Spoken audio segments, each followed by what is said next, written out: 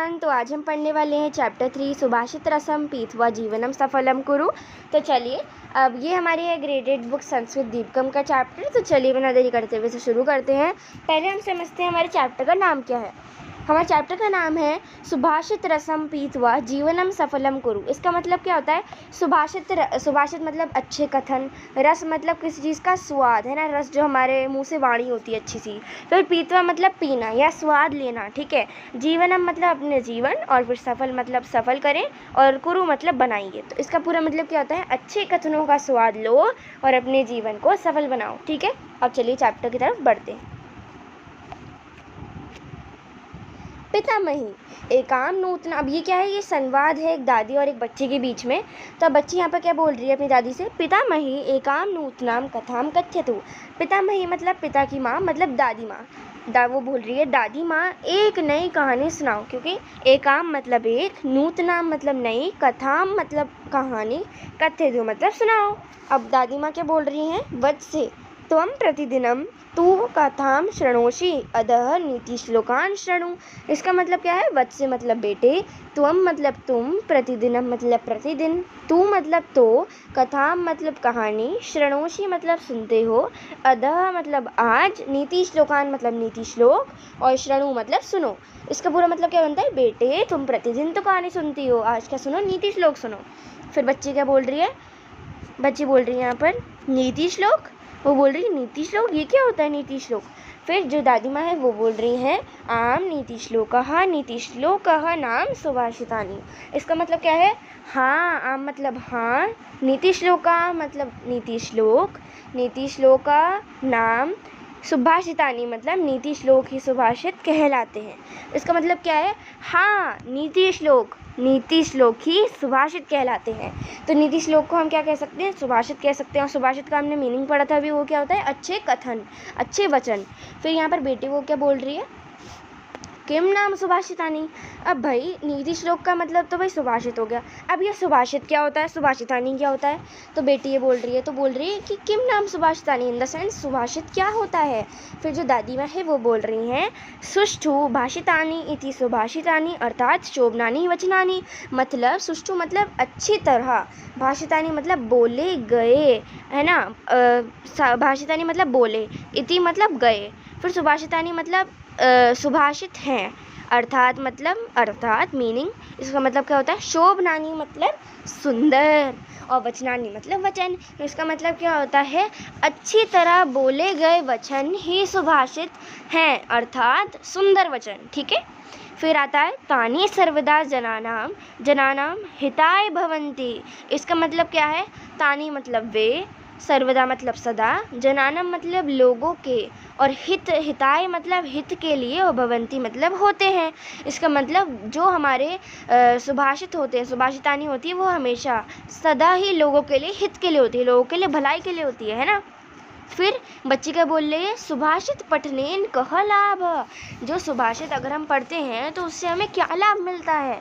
तो फिर दादी माँ क्या बोल रही हैं? सुभाषित पठनेन आदर्श मानव जीवन निर्माणाय प्रेरणा प्राप्यते। इसका मतलब क्या होता है? सुभाषित पठनेन मतलब सुभाषित को पढ़ने से आदर्श मानव जीवन मतलब आदर्श मानव जीवन मतलब एक मनुष्य का जीवन, और निर्माणाय मतलब निर्माण करने की क्या मिलती है? प्रेरणा प्राप्त होती है। इसका मतलब क्या हो गया? सुभाषित को पढ़ने से आदर्श मनुष्य जीवन को निर्माण करने की क्या होती है? प्रेरणा प्राप्त होती है। अब क्या बोल रही हैं?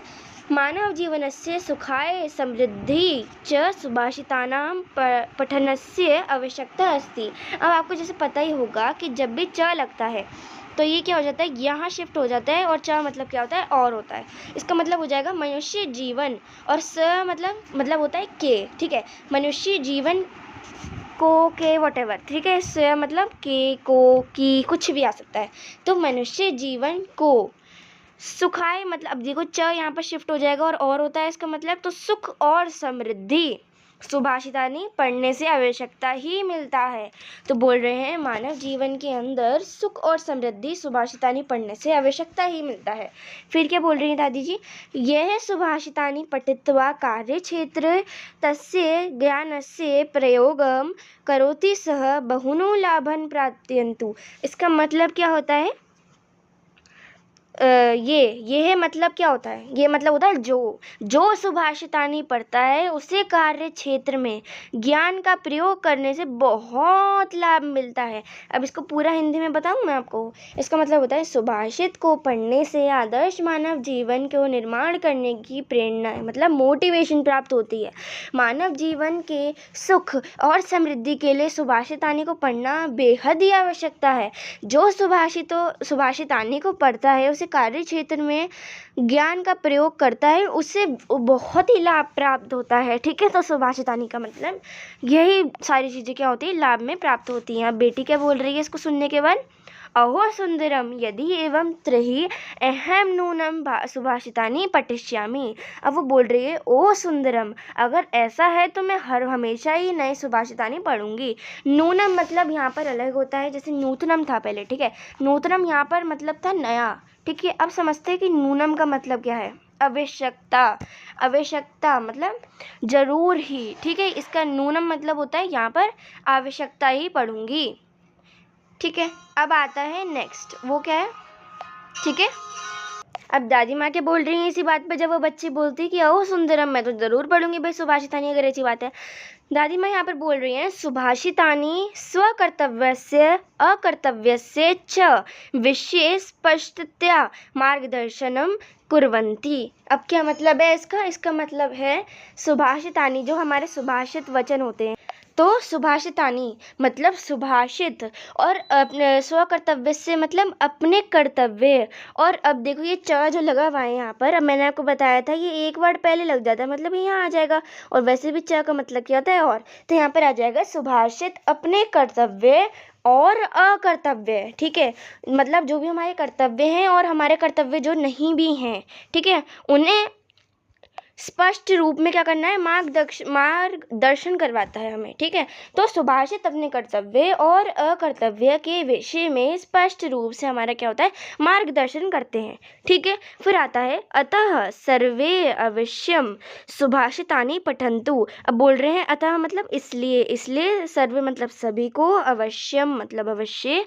ही सुभाषित पढ़ना चाहिए। फिर बोल रहे हैं दादी माँ क्या बोल रही हैं, तानि पठित्वा सर्वे जीवनस्य रहस्यम अवगच्छन्तु। इसका मतलब क्या हो गया, उन्हें मतलब सुभाषितानी को पढ़कर सभी अपने जीवन के रहस्य को समझ सकते हैं। और फिर यहाँ पर च यहाँ पर है, देखो च यहाँ पर च है, ये यहाँ पर शिफ्ट हो जाएगा। ठीक है, जीवन और सुखमय बना सकते हैं। ठीक है, जीवन में और सुख प्राप्त कर सकते हैं। अब इसका पूरा क्या पढ़ते हैं, हिंदी में मीनिंग बताती हूँ मैं आपको। ठीक है, इसका पूरा हिंदी मीनिंग क्या होगा, सुभाषित अपने कर्तव्य और अकर्तव्य के विषय में स्पष्ट रूप से मार्गदर्शन करते हैं या करवाते हैं, इसलिए सभी अवश्य ही सुभाषिता को पढ़ो। ठीक है, सुभाषित हो या सुभाषितानी या सुभाषित को पढ़ो। ठीक है, अच्छे कथनों को पढ़ो, उन्हें पढ़कर सभी जीवन के रहस्य को समझे और जीवन को सुखमय बनाएं। ठीक है, यहाँ पर हमें क्या है, लाइफ लेसन दे रहे हैं।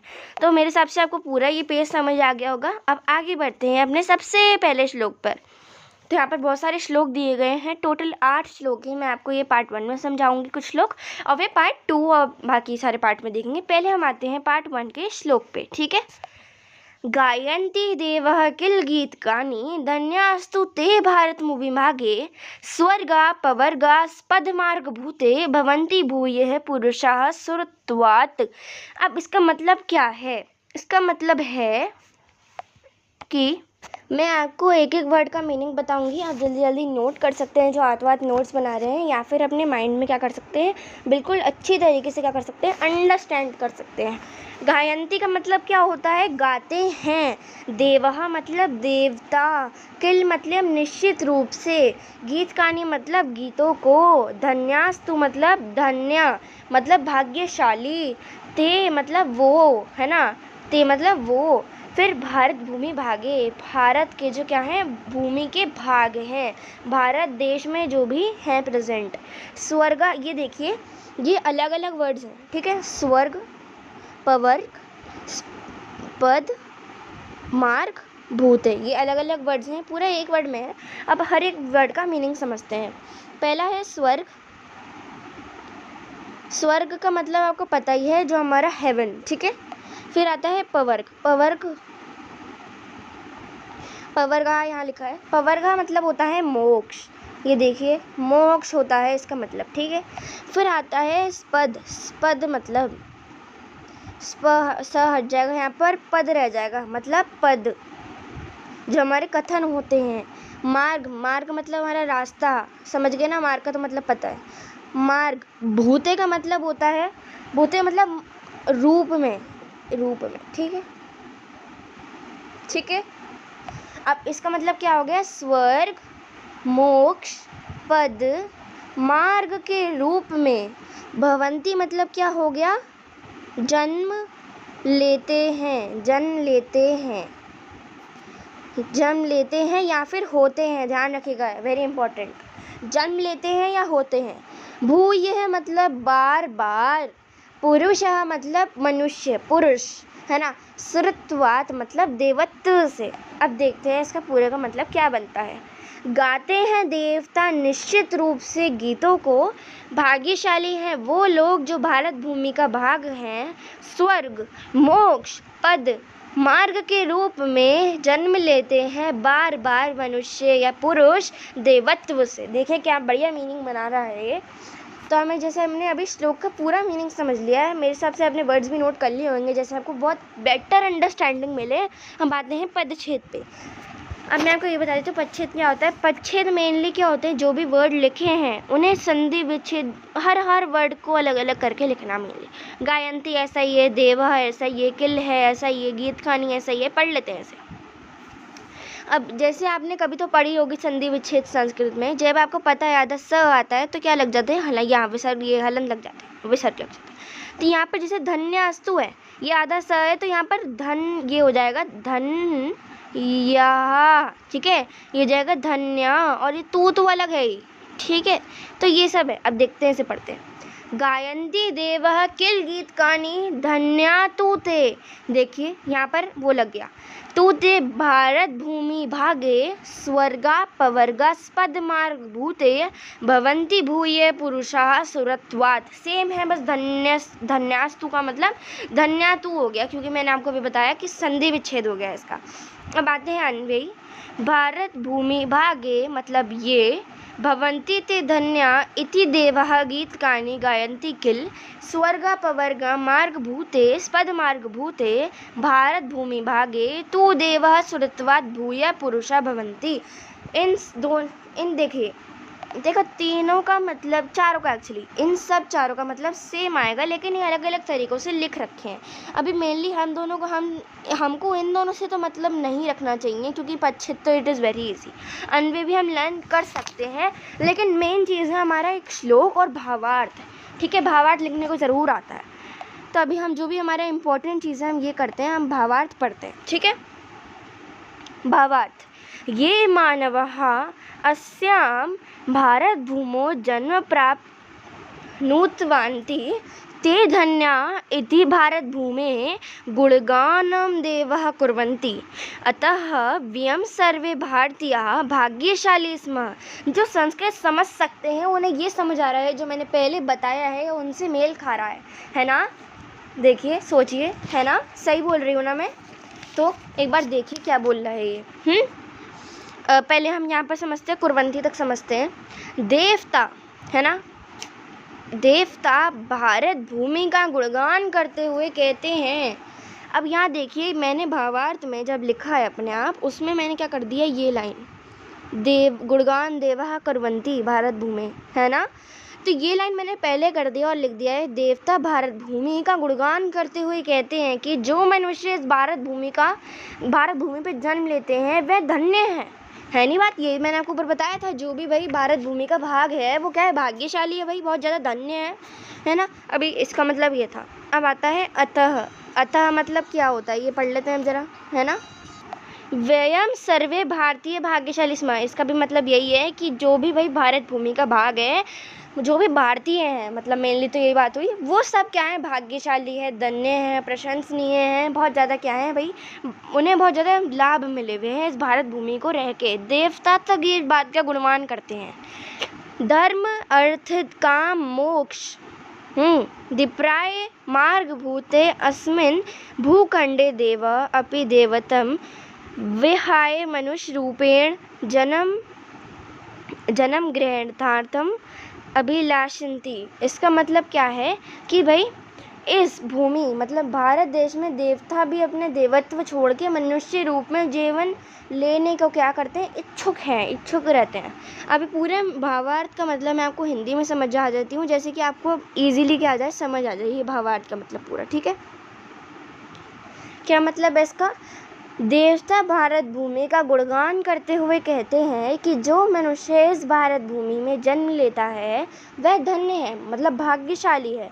धर्म अर्थ काम और मोक्ष की प्राप्ति का मार्ग होने के कारण इस भूमि मतलब भारत देश में देवता भी अपना देवत्व छोड़ के, जहाँ मतलब देवत्व मतलब जहाँ देवता निवास करते हैं वो छोड़ के मनुष्य रूप में क्या लेना चाहते हैं, वो जन्म लेना चाहते हैं, उनकी इच्छा रखते हैं। अब मैंने आपको ऊपर बताया था स्वर्ग, मोक्ष और हमारा पद और मार्ग के रूप में, ऐसे इस भावार्थ में दे रखा है धर्म अर्थ काम और मोक्ष को प्राप्ति का मार्ग होने के कारण।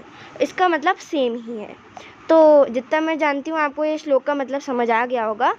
तो चलिए दूसरे श्लोक की तरफ बढ़ते हैं। पहले मैं आपको एक बार ढंग से ना हिंदी का मीनिंग समझा देती हूँ, इसका एक बार पढ़ लेते हैं, है ना। गाते हैं देवता निश्चित रूप से गीतों को, धन्य हैं वो लोग जो भारत भूमि का भाग हैं। स्वर्ग मतलब धर्म, पवर्ग मतलब मोक्ष या अर्थ, पद मतलब पद, मार्ग भूत मतलब मार्ग के रूप में जन्म लेते हैं बार बार मनुष्य देवत्व से। ठीक है, समझ गए? मेरे हिसाब से आपको बहुत अच्छी तरीके से समझ आ गया होगा। अगर आप चाहते हैं तो कमेंट करिएगा, मैं वीडियो सारे वर्ड मीनिंग्स की भी बता दूंगी, हर एक वर्ड का मीनिंग भी बता दूंगी, उसमें मुझे कोई प्रॉब्लम नहीं है। अभी मैं बता चुकी हूँ। अगर आपको और कभी कोई भी डाउट हो मुझे कमेंट में डालना, और मैं एक एक वर्ड का आपको क्या कर दूँगी, मीनिंग बता दूँगी अगली वीडियो में या फिर उसी कमेंट सेक्शन में। तो उस चीज़ में भी झिझक मत रखिएगा। अब आते हैं दूसरे श्लोक पे। अगर आपको दोबारा समझना हो तो then I am always here for you all guys, you can comment me down on this video link. Now let's come to the श्लोक 2 which is गुणे गुणम वेति न वेति निर्गुण, बलि बलम वेति न वेति निर्बलः, पिको वसन्तस्य गुणम न वायसः, करी च सिंहस्य बलम न मूषकः। बहुत बढ़िया श्लोक लगा है मुझे। तो चलिए इसका मीनिंग समझते हैं भाई। गुड़ी गुणम वेति न वेति निर्गुण, मतलब गुड़ी का मतलब गुड़ी व्यक्ति जो होता है, गुणम मतलब गुण मतलब किसी के अंदर खासियत जो होती है, वेति मतलब जानता है। इस श्लोक में कुछ ज़्यादा ही इस्तेमाल हुआ है ये वेति शब्द, तो आपको ये बढ़िया तरीके से लर्न होना चाहिए। गुड़ी व्यक्ति गुणों को जानता है, ना मतलब नहीं जानता, ये फिर से जानता है, नहीं जानता है, निर्गुण। समझ गए? जो गुणी व्यक्ति है वो गुणों को जानता है लेकिन नहीं जानता है जो निर्गुण है, जिसके अंदर गुणी नहीं है भाई वो तो जानता ही नहीं है। समझ गए? ऐसा ही है। बलि बलम वेति न वेति निर्बलः, मतलब बलि मतलब बलशाली व्यक्ति बल को जानता है लेकिन नहीं जानता है भाई निर्बलः। समझ गए? फिर नीचे आता है पिको वसन्तस्य गुणम न वायसः। इसका मतलब क्या होता है? पिको मतलब कोयल, वसन्तस्य मतलब वसंत के, स्या मतलब मैंने आपको अभी बताया था, अगर आप बढ़िया तरीके से मेरी वीडियो सुन रहे हैं, स्या का मतलब मैंने बताया था के, को, की, कुछ भी आ सकता है, वो छोटी भी हो सकती है।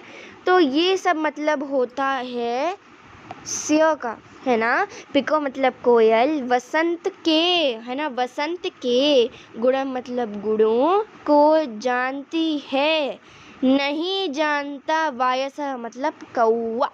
ठीक है, समझ गए आप? कोयल वसंत के गुणों को जानती है, नहीं जानता है कौवा। अब आप बोल रहे होंगे यार जानता है यहाँ तो दो बार लिखा ही नहीं है, क्योंकि पिको वसंत के गुणों को जानता है, न जानता वायसा, यहाँ तो दोनों वेती गायब है। हाँ, इसमें दो बार वेती नहीं दे रखा है, लेकिन अगर आपको अपनी बेटर अंडरस्टैंडिंग के लिए लिखना है then you are always free. आप ऐसे लिख सकते हो, कोयल